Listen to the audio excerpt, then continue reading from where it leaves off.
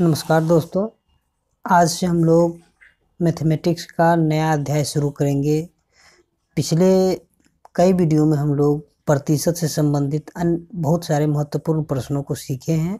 उसी प्रकार आज हम लोग नए अध्याय लाभ हानि यानी प्रॉफिट एंड लॉस में बहुत सारे महत्वपूर्ण प्रश्नों को अध्ययन करेंगे। अगर आप लोग इसको अच्छे से देखेंगे तो लाभ हानि चुटकी बजाते आप लोग हल कर सकते हैं।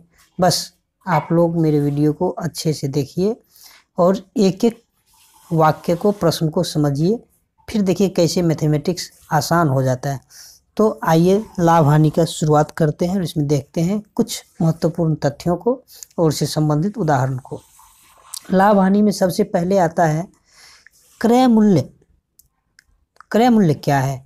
कोई वस्तु जिस मूल्य पर खरीदा जाता है उसे उस वस्तु का क्रय मूल्य कहते हैं।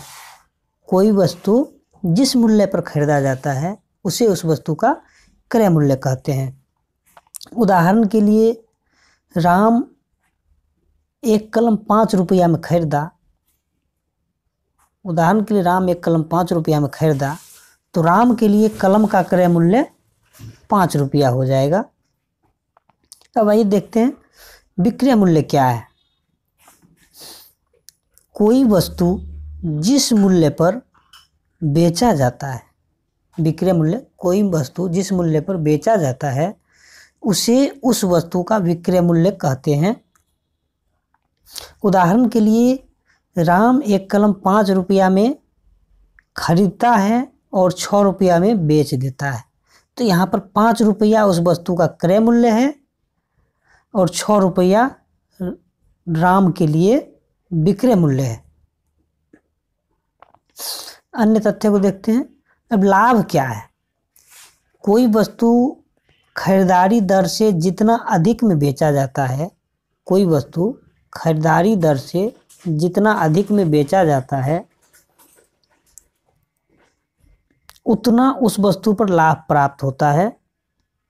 अर्थात खरीदारी दर यानी क्रय मूल्य से जितना अधिक में बेचा जाता है अर्थात विक्रय मूल्य, उतना उस वस्तु का लाभ प्राप्त होता है। उदाहरण के लिए, राम एक कलम 5 रुपया में खरीदता है और उसे 6 रुपया में बेच देता है। तो यहाँ पर खरीदारी दर से 1 रुपया अधिक में बेचा गया। 5 रुपया में खरीदा और 6 रुपया में बेच दिया। तो देखिए 5 रुपया से 1 रुपया ज़्यादा में ये बेचा, तो ये ज़्यादा में बेचा ना, इसीलिए यहाँ पर 1 रुपया जो है उस वस्तु पर लाभ प्राप्त हुआ। अर्थात लाभ बराबर फॉर्मूला हो जाएगा विक्रय मूल्य माइनस क्रय मूल्य, यानी कि बेचे हुए दाम में से खरीदे हुए दाम को घटा देंगे तो जो राशि प्राप्त होगा वो आपका लाभ होगा। हानि, कोई वस्तु खरीदारी दर से जितना कम में बेचा जाता है, कोई वस्तु खरीदारी दर से जितना कम में बेचा जाता है उतना उस वस्तु पर हानि प्राप्त होता है। उदाहरण के लिए, राम कोई वस्तु 5 रुपया में खरीदा और 4 रुपया में बेच दिया। 5 रुपया में खरीदा, 4 रुपया में बेच दिया, यानी खरीदी रेट से कम में बेचा है। तो यहाँ पर खरीदारी दर यानी क्रय मूल्य से 1 रुपया कम में बेचा गया, यानी विक्रय मूल्य है। अर्थात वस्तु पर 1 रुपया की हानि प्राप्त हुआ। अर्थात हानि बराबर फॉर्मूला आपको होगा क्रय मूल्य माइनस विक्रय मूल्य। कुछ महत्वपूर्ण जानकारी है। लाभ और हानि की गणना हमेशा क्रय मूल्य पर ही की जाती है, ये बात हमेशा ध्यान रखिएगा। लाभ और हानि की गणना हमेशा क्रय मूल्य पर की जाती है। अब 1-2 फार्मूला है। प्रतिशत लाभ बराबर लाभ बटे क्रय मूल्य गुने 100 होता है। प्रतिशत हानि,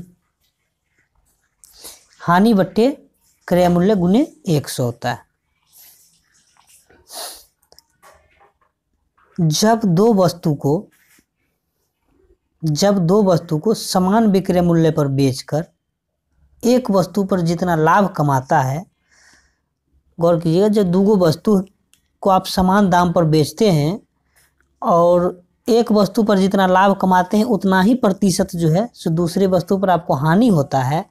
तो ऐसी परिस्थिति में हमेशा हानि होती है और इसके लिए फार्मूला आप याद रखिएगा, जो कॉमन लाभ या हानि है वो बट्टे 10 का होल स्क्वायर। कॉमन लाभ या हानि बट्टे 10 का होल स्क्वायर हो जाएगा। उदाहरण के लिए समझिए, राम ने 2 कलम 5 रुपया में बेच करके एक पर 10% लाभ कमाया और दूसरे पर 10% हानि उठाया, तो पूरे लेन देन में उसे कितना प्रतिशत का लाभ या हानि हुआ? तो फार्मूला से सीधा हानि बराबर कॉमन लाभ या हानि 10 है तो 10 बट्टे 10 का होल स्क्वायर। 10 में 10 से भाग देंगे 1 होगा, 1 का स्क्वायर 1% हो जाएगा। यदि कोई दुकानदार अपनी वस्तु क्रय मूल्य पर बेचने का दावा करता है परंतु त्रुटिपूर्ण बात का प्रयोग करता है, तो ऐसी स्थिति में प्रतिशत लाभ बराबर होता है त्रुटि बट्टे त्रुटिपूर्ण बाट का वजन गुने 100। अब इसको एक उदाहरण से समझते हैं कैसे इसको। उदाहरण के लिए, एक हलवाई अपने सामान को क्रय मूल्य पर ही बेचता है परंतु वह किलोग्राम के स्थान पर 900 ग्राम तौलता है, तो उसका लाभ प्रतिशत ज्ञात कीजिए। तो सीधा सीधी इसमें देखिए त्रुटि क्या है, 1 किलो की जगह पे 900 ग्राम देता है अर्थात 100 ग्राम कम देता है, तो 1 kg माइनस 900 ये त्रुटि आपको निकल गया, बट्टे त्रुटिपूर्ण वाट 900 ग्राम का वाट था गुने 100। तो अब यहाँ पे आपको प्राप्त हो गया 100 बट्टे 900 गुने 100 अर्थात 100 बट्टे 9। 100 में 9 से भाग देंगे तो 11.1/9% आपको प्राप्त हो जाएगा। इस प्रकार लाभ और हानि से संबंधित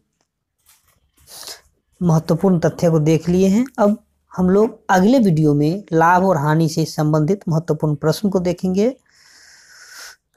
अगर आपको ये वीडियो अच्छा लगता है तो इसे लाइक, शेयर, कमेंट और सब्सक्राइब जरूर कीजिएगा ताकि आपको इसी प्रकार के अन्य महत्वपूर्ण वीडियो प्राप्त होते रहे। धन्यवाद। आज के लिए इतना ही, मिलते हैं अगले वीडियो में कुछ अन्य महत्वपूर्ण प्रश्नों के साथ।